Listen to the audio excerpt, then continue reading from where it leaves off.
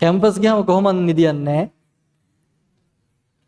දැන් මේ අපිට මේ ඇහැරලා ඉන්න පුළුවන් වුණා. දැන් උඹලට අමාරුයි නම් නිදා ගන්න ලෑ. අවුලක් නැහැ. අවුලක් නැහැ. ඒක නිදා ගන්න. මේ ඇහැරලා ඉන්නේ කොහොමද? දැන් මං දැන් හෙට උදේ වෙනකනුත් කරලා හෙට උදේත් 8 ඉඳන් 5 වෙනකන් ආයෙ පන්ති කරන්න. මෙහෙම හිටන් ඉන්න ඕනම. පැය 24ක් එක දිගට හිටගෙන ඉන්නවා. සෝරි.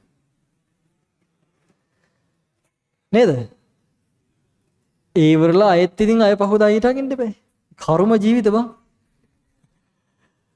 ඔය තේ. නැද්ද? නිවාඩු දාන්නද මං හෙට? බෑ.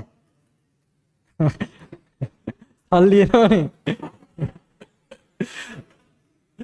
සල්ලිම නෙවෙයි වන් ජීවිතේ. ඒක තේරෙන්න සල්ලි එන්නත් ඕන. දැන් උඹලට හිතෙන්නේ ක්ලාස් ෆීස් එක බලලා ළමයි ගාන බලලා බලනවනේ.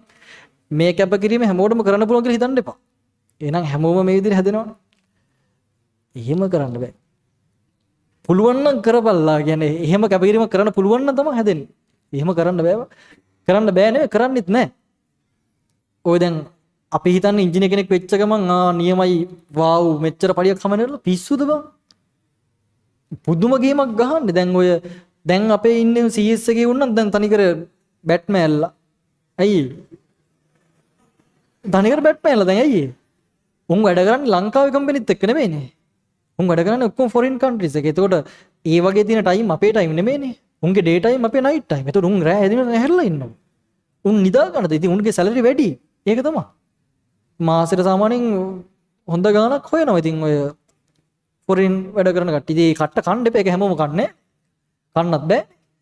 ඒක කන කට්ටට සාපේක්ෂව දේවල් ලැබෙනවා. හැබැයි තව දේවල් ටිකක් නැති වෙනවා. ඒක මැනේජ් කරගන්න ඕනේ.